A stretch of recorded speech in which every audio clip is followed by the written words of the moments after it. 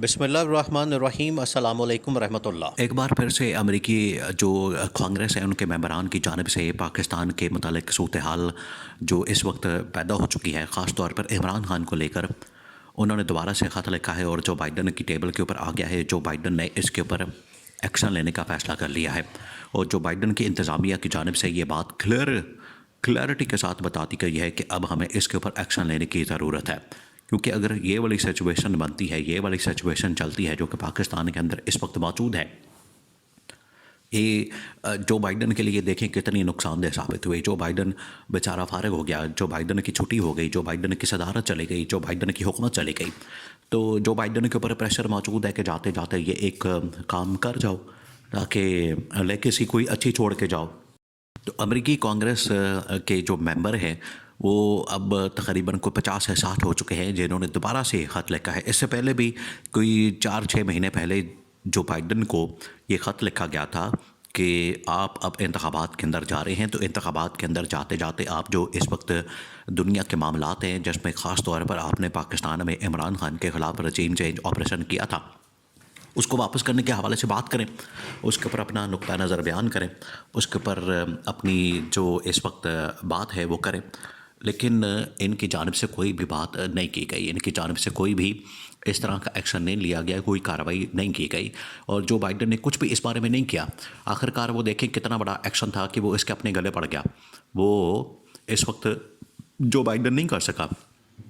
Joe Biden کے ہاتھ سے معاملہ نکل گیا، جو بائیڈن اس کو صحیح طریقے سے مینج نہیں کر سکا، اور جو بائیڈن کیمپین کے اندر بھی اس ایشو کو ہائی لائٹ نہیں کر سکا، جبکہ ڈونلڈ ٹرمپ نے جس طریقے سے جو بائیڈن نے دنیا بھر میں رجیم چینج آپریشن کیا، خاص طور پر پاکستان میں جو عمران خان کے خلاف کیا،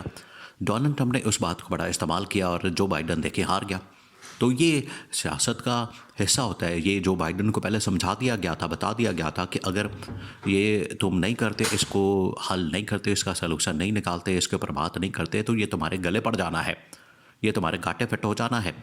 اور اس کی وجہ سے تمہیں سیاسی طور پر نقصان ہوگا، تمہاری اگلی جو ٹرم ہے وہ فارغ ہو جانی ہے۔ یہی ہوا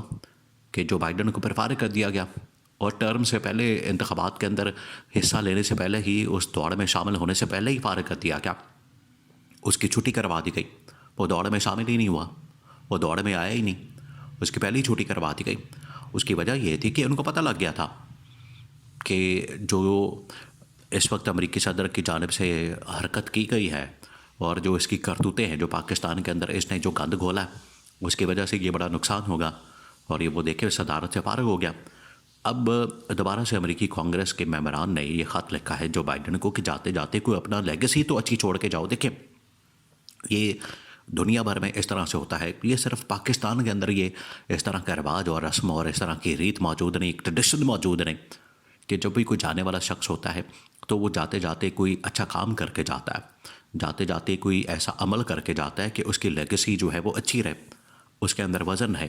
اور وہ لیگیسی اچھی چھوڑ کے جا سکے۔ تو یہ دنیا بھر میں ہوتا ہے۔ یہ شریف خاندان، زرداری خاندان اس طرح کی جو لیگیسی چھوڑ کے جاتے ہیں، ان کو فکر خیر ہوتی نہیں، بے شرم سے لوگ ہیں، ڈھیٹ لوگ ہیں، ان کے اوپر ذرا بھی اثر ہوتا نہیں، نہ شرم ہے نہ حیا ہے، اور چور اور ڈاکو ان کا اب سمبل بن چکا ہے، نشان بن چکا ہے، انتخابی نشان بن چکا ہے، یا ان کا ایک مستقل علامت بن چکی ہے کہ چور اور ڈاکو کے نام سے یہ جانے جاتے ہیں۔ جبکہ حقیقت یہ ہے کہ دنیا میں ایک اچھی لیگیسی چھوڑ کی کوئی بھی انسان جاتا ہے، چھوڑ کے جاتا ہے۔ تو اب امریکی صدر کے اوپر یہ پریشر موجود ہے، اور یہ جو پریشر ہے یہ دن بدن بڑھتا جا رہا ہے۔ دیکھیں یہ جو خط لکھا گیا اس کے اندر کیا باتیں کی گئی ہیں، یہ بڑی معنی خیز اس کے اندر باتیں کی گئی ہیں۔ وہ جو 60 ممبران کانگریس ہے، اور یہ دیکھیں پی ٹی آئی نے کیسے زبردست انداز سے برطانیہ کے اندر بھی، امریکہ کے اندر بھی،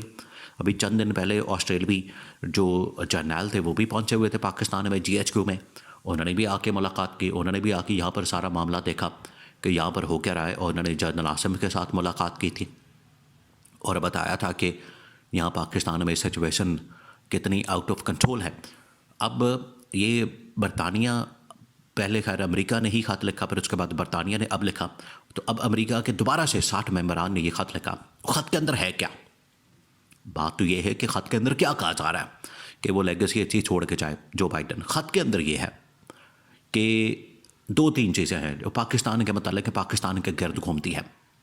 ایک تو یہ کہ موجودہ جو اس وقت حکومت ہے یہ ایک جعلی حکومت ہے، جعلی مینڈیٹ کے ساتھ بنی ہے. اس کے پاس عوام کی سپورٹ نہیں، عوام کی حمایت نہیں، اس کے پاس عوام کی اتنی طاقت نہیں کہ یہ قائم رہ سکے. تو یہ ایک جعلی نظام ہے. اس جعلی نظام کی وجہ سے اس حکومت کو گھر بھیجنے کی ضرورت ہے کہ جس کے پاس عوام کی سپورٹ نہیں. تو وہ جو کانگریس کے ممبران ہیں وہ امریکی انتخابات کا حوالہ دیتے ہیں، امریکہ کے اندر جمہوریت کا حوالہ دیتے ہیں کہ پوری دنیا میں جمہوریت جو ہے وہ کیسے چلتی ہے. یہ تو نہیں جمہوریت ہوتی کہ آپ عوام کی سپورٹ کے بغیر، عوام کے حمایت کے بغیر آپ حکومت بنا لیں اور ملک کے اوپر مسلط ہو جائیں. یہ تو جمہوریت نہیں ہے. اور یہی جمہوریت جو ہے وہ پاکستان کے اندر اس وقت محسوس کی جاتی ہے.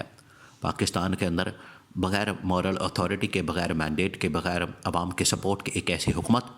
جو قائم کر دی گئی ہے، اور اس حکومت کو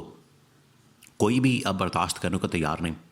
تو انہوں نے کہا ہے کہ اس حکومت کو گھر بھیجا جائے اور جس کا جو مینڈیٹ ہے وہ اسے واپس کیا جائے. تو یہ ایک قسم کی براہ راست سپورٹ ہے عمران خان کے اس مطالبے کی کہ 8 فروری کا انتخاب جو ہے وہ جعلی تھا، 8 فروری کا انتخاب جو ہے وہ 2 نمبر تھا، جھوٹا تھا، اور اس کو فارغ کیا جائے. یہ سب سے بڑی ڈیمانڈ ہے اور اسی کی حمایت جو ہے وہ پیچھے سے کی گئی ہے امریکی کانگریس کے ممبران کی جانب سے. دوسری جو ڈیمانڈ کی گئی ہے کہ رجیم چینج آپریشن کی تحقیقات کی جائے. ایک تو یہ ڈیمانڈ کی گئی کہ 8 فروری کے جو انتخابات ہیں ان کا آڈٹ کیا جائے، 8 فروری کے انتخابات کو کھولا جائے اور دیکھا جائے کہ یہ دھاندلی کس نے کی ہے، لوٹ مار کس نے کی ہے، کس نے یہاں پر 2 نمبری کی ہے. اور دوسرا یہ کہ جو یہاں پر عمران خان کے خلاف انتقامی کارروائی، 9 مئی کے مقدمات اور اس طرح کی چیزیں کی جاتی ہیں، یہ بھی کھول دیا جائے. اور سب سے بڑھ کر کے رجیم چینج آپریشن جو کہ عالمی لیول کی ایک سازش بن چکی تھی، پاکستان کے اندر کی گئی لیکن ایک عالمی لیول کی سازش بن گئی اور عمران خان کی حکومت کا تختہ الٹا گیا، عمران خان کی حکومت کو گھر بھیجا گیا. تو یہ وہ 3-4 ڈیمانڈز ہیں جس کو کہ خط کے اندر واضح طور پر بیان کر کے جو بائیڈن کی ٹیبل کے سامنے رکھا جاتا ہے اور اس کو بتایا جاتا ہے کہ یہ تمہارے دور کے اندر پچھلے 4 سالوں میں جو معاملات ہوئے 2020 سے 2024 کے درمیان، ان کو ٹھیک کر کے جاؤ. یہ وہ ممبران خط لکھتے ہیں اور یہ عالمی دباؤ اس وقت بلڈ اپ ہو رہا ہے، پاکستان کے اندر بھی، پاکستان کے باہر بھی. عالمی سطح پر عرب ممالک، امریکہ، برطانیہ، کینیڈا، یہ تمام ممالک جو ہے وہ اس بارے میں خط لکھتے ہیں، اس بارے میں بات کرتے ہیں، اس بارے میں پریشر بلڈ اپ کرتے ہیں پاکستان کی حکومت اور اسٹیبلشمنٹ کے اوپر. اور یہ خط اور اس طرح کی باتیں یہ بڑی معنی خیز ہے اور یہ پی ٹی آئی کی بہت بڑی کامیابی ہے، پی ٹی آئی کی، کہ وہ اس لیول پر کیمپین اور پی آر اور لابنگ ایسے طریقے سے کرتے ہیں کہ آخرکار وہاں کی حکومتیں پاکستان کو خط لکھنے پر مجبور ہو جاتی ہیں.